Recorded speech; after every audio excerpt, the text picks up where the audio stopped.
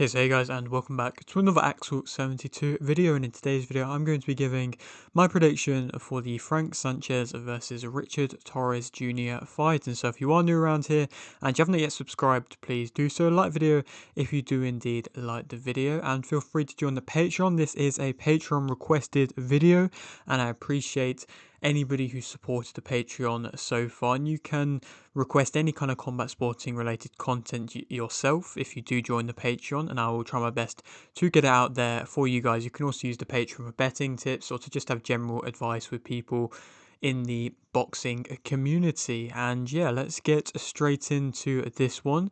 This is on the Keith Thurman versus Sebastian Fundora undercard. I believe it's the co-main event, and it's a good fight in my opinion to have as a co-main event slot. This is, like I say, a kind of a good exciting clash, but one that definitely could be a step too far for Richard Torrez, because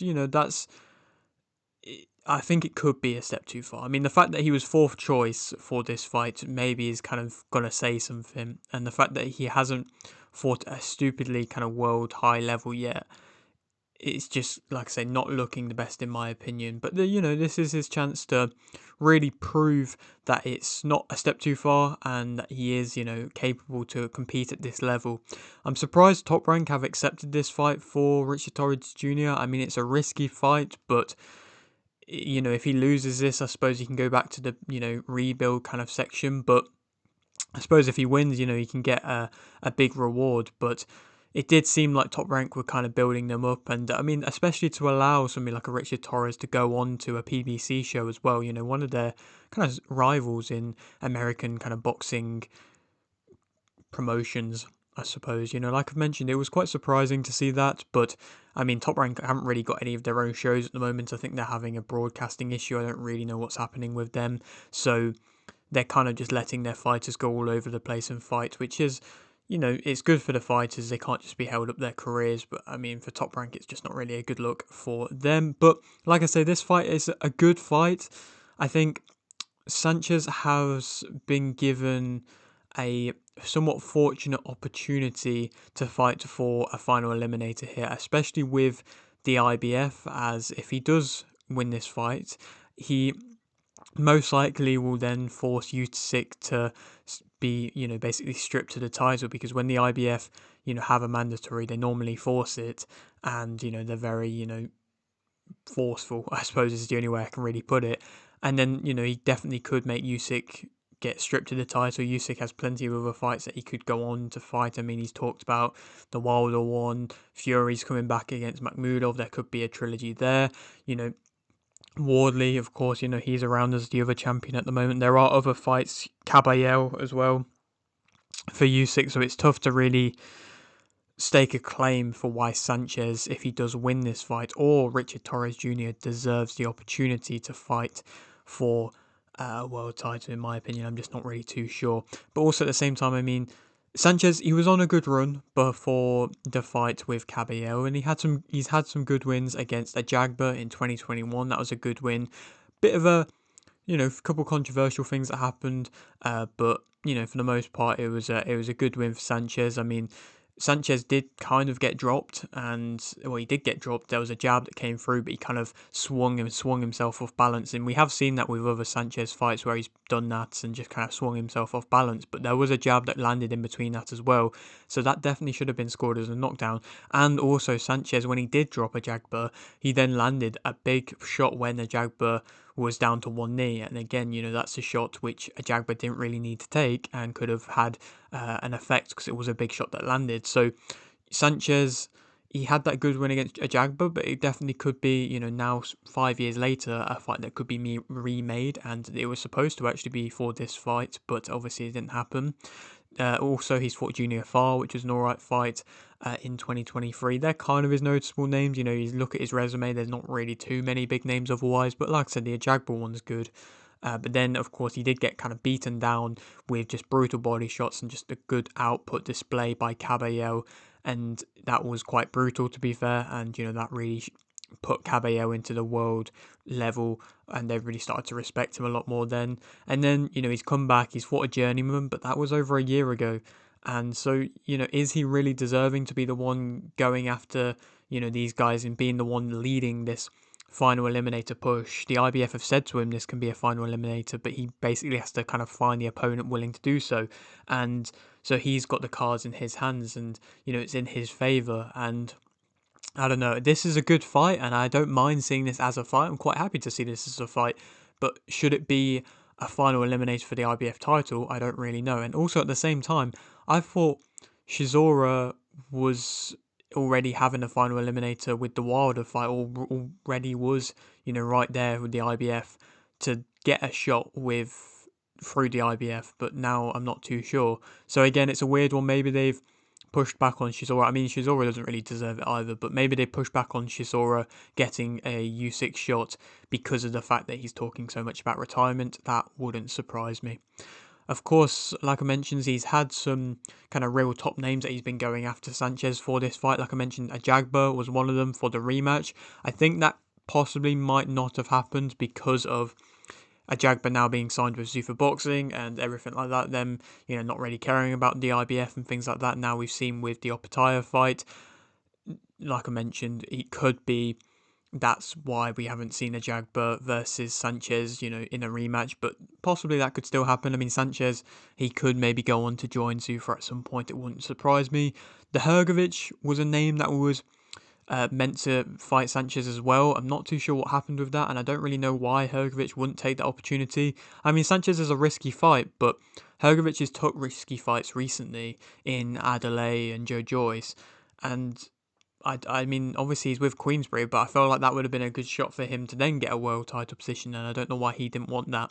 And then Moses Atalma was, I think, the first name in which Sanchez was really going after, but it doesn't surprise me that they've, gone and not gone with that. I mean, it could have been a quick route to then get a title shot against Usyk, but at the same time, they do have their own kind of route planned, I'm sure, for Moses Atalma at the moment. It's Franklin, and then it'll probably be, a bit of a step up, but not somebody crazy. There's time with Atalma. We don't have to rush him too much, even though the hype is there around him. So, like I said, that the Ajagba fight, the Hrgovic fight could have happened, and they probably would have been competitive fights as well, but I don't mind the Torrez one happening, but just like I mentioned, I just don't think it should be a final eliminator for the IBF world title.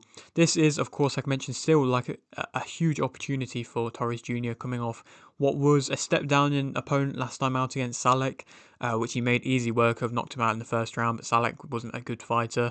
And then also he's had a couple of decent names on his resume. He fought Guido Vianello in his fight before the Salek one, and that one's aged well because Vianello's gone on to get a win against Barriere more recently since, so that was a good fight that's aged well, but it was a competitive fight, that one. And he also fought Brandon Moore, which is another fight that's aged alright as well. Moore's been kind of around the American regional kind of level, but he's still not lost since the Torrez fight, and he's building himself up with Salita Promotion. So again, that was a good fight for him as well. So he has fought an alright level of opposition, and he's got himself into a Ring Magazine ranked position, which is quite surprising how he's done that, but he's done that.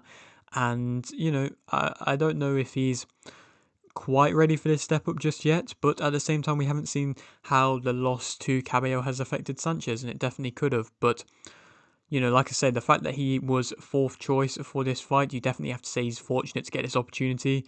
But, like I mentioned, he could get a world title shot possibly if he wins this fight, and it would be pretty crazy to see him, going from where he is now to then, one fight and kind of is knocking on the door for a world title, whether that be a vacant world title or actually fighting Usyk. Again, I'm not too sure. The only way in which I could possibly see the Usyk fight happening for the winner of this fight is if Wilder loses against Chisora. Obviously, Usyk's fighting Verhoeven and Wilder's fighting Chisora. Usyk said that he wanted to go on to fight Wilder because I think he wants to build some sort of kind of a fan base or get more recognition in America. I might be wrong with that. It might just be, because Wilder's a big name. But if it is to do with the fact that he wants to build a bit of a fan base in America, he could do that with the winner of this fight. I mean, Frank Sanchez is Cuban, but he's known for, he lives in America. He's fought a lot in America. He's known for that. But then Torrez Jr. is, an out-and-out American heavyweight, and there isn't really many true American heavyweights who are at the top of the division in the heavyweight side of things, and that's why you would imagine Usyk, if he is trying to go for that American kind of market, then he would go for Wilder compared to anybody else. But say one of these guys win, there could be, that kind of argument there, I suppose, for why Usyk should fight them. But I mean, it wouldn't surprise me if Usyk, is able to beat Verhoeven, and if Wilder even loses to Chisora, that we end up seeing still Fury versus Usyk again if Fury beats Makhmudov, because I feel like they're just kind of setting that up, to be fair, and it wouldn't surprise me if like Netflix get involved with it and stuff like that. So, I have a feeling that, like I say, if the IBF get involved, the winner of this fight could fight for a vacant title. If they don't and they wait a bit longer, then the winner of this fight could be out for a little bit, just waiting around. Who do I think? Speak about both fighters individually for this fight, though. Sanchez, as a fighter, he carries a good level of power. He's got fast hands. For quite a big guy, he's got pretty fast hands, and he's always kind of been seen for being quite explosive as well. He follows off his jab nicely. He is able to bait you in a bit, to bait you in to then catch you over the top. He's catching you over the top, like I say, following off his jab quite a lot, and that's kind of what he's known for. It can be predictable when he's doing it over and over again, but it's a powerful shot, and he can have success with it, and he, basically knocked out Far from doing that over and over again. And like I say, it does work well for him when he really fully commits to his big punches, which he does do quite a lot. He mixes in his combinations after landing a big punch, which is good, but he does something quite similarly to Torrez, which is he really steps in a lot after throwing, and then, he can be off balance, and Torrez does that as well. But I mean, Torrez, when he does it, he then smothers, whereas Sanchez, when he does it, he's often just off balance and doesn't try and smother or hold on. He puts us all into his big punches, Sanchez. He punches through you for the most part, it looks like, especially the jab before the big punch. It's a big jab that he's pushing through the guard. He can fight at a mid-range or mid or in close range. I think he's probably preferring that mid-range to get off the jab and to, like I say, get the full motion of that overhand to follow. But he can fight in close as well, like I say, when he mixes in his combinations after landing big. He is kind of stood there in front of you, but it's not bad. And like I say, he's explosive off his back foot with the good hand speed as well. Negatives about him: we've seen that he now is willing to just sit on the ropes. The older version of Sanchez, when he fought Ajagba, which, wasn't that long ago, he was moving around a bit more, and he was a bit more willing to circle around, if he was on the back foot. He's always kind of been a bit of a back foot, type of fighter to an extent. He's never really been one to control the centre of the ring. But now we've seen in more recent fights of him, in the Far fight, in the Kabayel fight, that he is just willing to sit on the ropes if he gets put there. And obviously he got beaten down to the body against Kabayel, and Torrez is somebody who is going to try and push you up against the ropes and keep you there. And if he is willing to do that, then that could definitely go into Torrez's favour. If he can't gain his respect from the power punches, or if he can't get to the big shot after the jab off, he can then struggle a bit to know what to do. He, like I say, doesn't smother when, in my opinion, I feel like he needs to, and instead he's trying to push you back and trying to create that space, but then he's not really using the space that he's creating. He's allowing his opponent to then just come back, and he was doing that against Kabayel a lot. Kabayel would come in close, and then he'd push him back, and then he'd use all his energy to push him back, but then he's not doing anything off of that. He's allowing Kabayel to just walk him down again and just have more space to walk him down now, and again, it just wasn't a good look for him. He can slow down if he doesn't get his way, and again, that was happening in the Kabayel fight. He was just gradually slowing down. He's been hurt to the body now, but again, I haven't really seen Torrez be much of a good body puncher. He's a pretty big open target for the most part, and he squares up wide after he is throwing quite a lot, and he can become predictable, like I say, with the overhand as well. But again, so can Torrez. Torrez, a bit more about him as a fighter. He has power himself, and he's pretty explosive off his back foot himself. I think there is, a lot of similarities between the two of these, but I just don't know if Torrez has a few additional things that Sanchez might have. But again, there's a few things in which he could do that could definitely, catch out Sanchez. I think he's better on the front foot. I think he's more willing and more comfortable on the front foot, and he's going to try and push the pace a bit more, Torrez. So again, that could make for a bit more of an interesting fight where Sanchez might not be doing that. He commits fully to his big punches, again, like Sanchez. He's typically, like I say, controlling on the front foot. He imposes himself physically, like I say, more than Sanchez does. And again, that could maybe slow down Sanchez if he's trying to push him off, but he can't because Torrez is just on him. He feints low to go high quite a lot, which is nice. He's got a solid base when he's throwing, quite a wide solid base, but he uses that relatively nicely.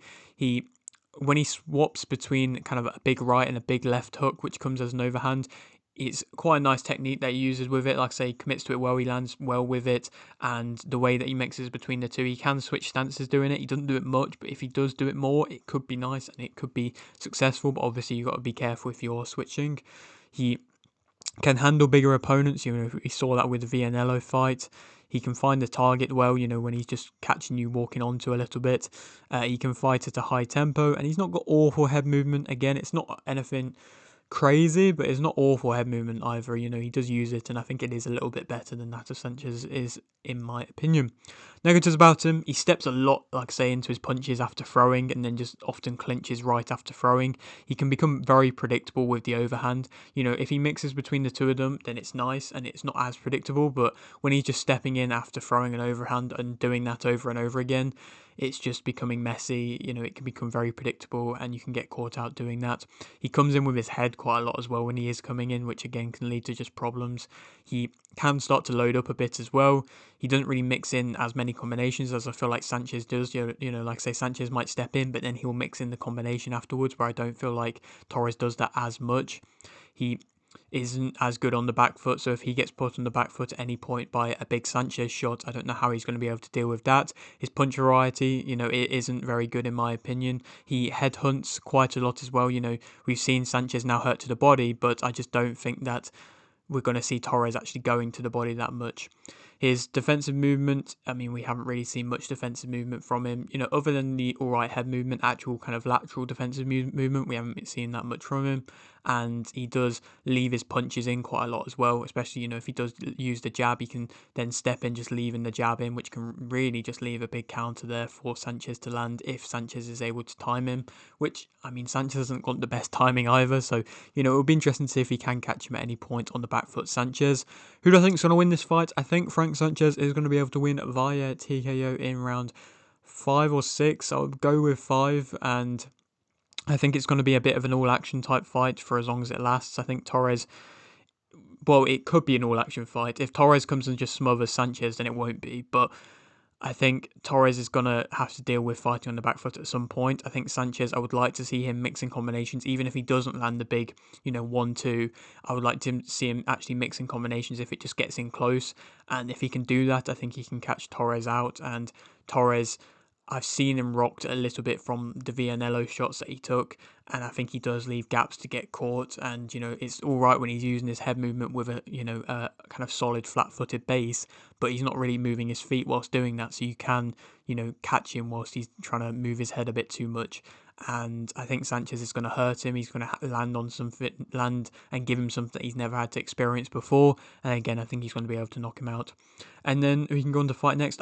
Now the more I've talked about it, the more I actually want to see an FA Ajagba rematch. And so I wouldn't mind seeing that if he does end up signing for Zuffa, or if Zuffa work with PBC. Again, I'm not too sure, but that would be a good fight, and that just goes away from the IBF rankings.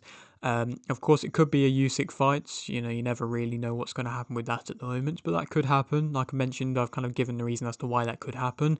Or a Lawrence Okolie fight, I wouldn't mind seeing that either. Okolie is fighting Tony Yoka, which isn't really much of a big step up for Okolie, saying how good he is in the rankings. You would expect him to have much bigger fights than this, but he's just not. So, a Frank Sanchez versus Okolie fight could be an actual good step along for him. But yeah, that is it for today's video. Hope you did enjoy. Like the video. If you didn't, like the video, subscribe if you're new, and thanks for watching.